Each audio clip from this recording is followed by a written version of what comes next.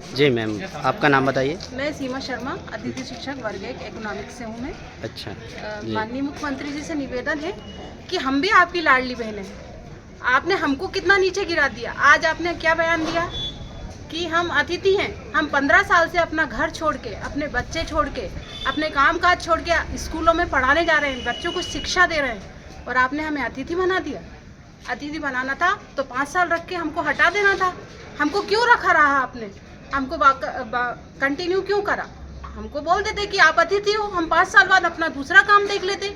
यदि हम आज हमारा दूसरा काम देखते, जैसे मैं सिलाई करना जानती हूँ, यदि मैं उस स्तर पे अपने आप को मजबूत कर लेती तो आज मेरा बुटीक बहुत अच्छा चलता होगा। पर मैंने इस सोच किया कि मैं परमानेंट हो जाऊंगी क्योंकि मैं एजुकेटेड थी। क्या इसीलिए आपने हमें अतिथि बना दिया? आज हम कहाँ जाएं? हमारा आधी उम्र हो गई। यदि हम अब हमारा धंधा शुरू करते हैं, कुछ भी हमारा रोजगार शुरू करते हैं, तो हमको जमने में कितना समय लग जाएगा? हमारे 15 साल खराब हुए हैं इस स्कूलों में। हमने बच्चों को अपने बच्चे समझ के पढ़ाया है और आपने हमको अतिथि बना दिया। ठीक है, हम अतिथि हैं तो आप हमको 15 साल क्यों रखा? यदि कोई किराए से भी रहता है तो किराएदार यदि 15-20 साल रहता है तो वो भी कब्जा कर सकता है, आपके अधिकारों में लिखा है। तो फिर हम तो स्कूलों में बच्चों को अपना बच्चा समझ के पढ़ा रहे हैं, तो आपने हमें अतिथि कैसे बना दिया? इतना ही कहना चाहूंगी मैं पूछना चाहता हूँ मुख्यमंत्री जी से। जी सर, कुछ मैं बोलना पूछना चाहता हूँ डॉक्टर मोहन यादव जी से।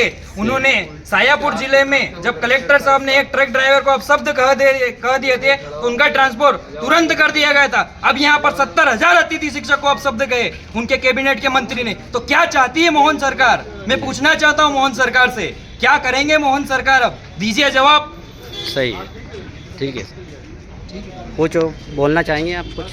एक और चीज, जी माननीय शिक्षा मंत्री उदय राव प्रताप सिंह जी कहते हैं कि तुम मेहमान हो। ठीक है, हम मेहमान हैं, तो हमें कहाँ का मेहमान समझा है तुमने? और कहते हो कि क्या कब्जा करोगे, तो हम तुम्हारे घर पे कब्जा नहीं कर रहे माननीय मंत्री महोदय। ये देश, इस देश के हर एक नागरिक का है, हर एक नागरिक का यहाँ पर अधिकार है। हम कोई विदेशी नहीं है जो विदेश से आए हैं और यहाँ पर कब्जा करने आए हैं। अरे यहाँ तो हर एक उस इंसान का कब्जा है जो चंद पैसों से टैक्स देकर तुम्हारी सरकार चलाते हैं। तुम इन पैसों से अपनी एस की गाड़ी से घूमते हो, बंगलों से घूमते हो। तुम्हें अगर मानदेय तुम्हारा बढ़ाना है तो विधानसभा, लोकसभा, जहाँ पे भी तुम ध्वनि मत से अपना मानदेय बढ़ा लेते हो, और यहाँ का कर्मचारी अपनी मांगे मनवाने के लिए लाठियाँ खाता है। यह है तुम्हारी सरकार। कहाँ से कह रहे हो हम के तुम कब्जा कर रहे हो? कब्जा तो हम करेंगे और संविधान के अनुसार करेंगे, विधि संगत करेंगे। तुम कब तक रहोगे? तुम भी कांग्रेस छोड़कर भाजपा में आए हो मंत्री जी, तुम भी मेहमान हो। वहाँ क्या कर रहे थे? वहाँ क्यों छोड़ के भागे तुम भी मेहमान हो। कुछ समय 5 साल बाद तुम भी देखना, तुम भी सड़कों पे पीछे लाइन में बैठोगे। आज मंच की आगे लाइन पे जो बैठे हो ना, ये मंच की लाइन भविष्य में नहीं मिलेगी, क्योंकि तुम्हारी वक्तव्य हर एक उस अतिथि की आत्मा तुम्हें दोष देगी। उसकी आत्मा इतनी दुखी है कि तुम भविष्य में मुश्किल से विधायक बनोगे। याद रखना, ये तो हमारी कड़पती हुई आत्मा, दुखती हुई आत्मा तुम्हें बोल रही है, लेकिन कभी ये शब्द अब आइंदा मत बोलना कि यहाँ कब्जा मत करो। अरे ये हर इंसान का देश है, ये ध्यान रखना। और माननीय मुख्यमंत्री महोदय, अभी मेरे साथी ने बताया है कि शाहजहाँपुर के पूर्व तत्कालीन कलेक्टर कन्याल साहब, जिन्होंने एक ड्राइवर के लिए सिर्फ एक छोटा सा शब्द बोल दिया था, उनको आपने तत्काल 24 घंटे में हटा दिया था। अगर तुम इतने ही संवेदनशील हो तो आज ही तुम्हारे मंत्री को अपनी कैबिनेट से बर्खास्त करे, तब हम तुम्हें समझेंगे।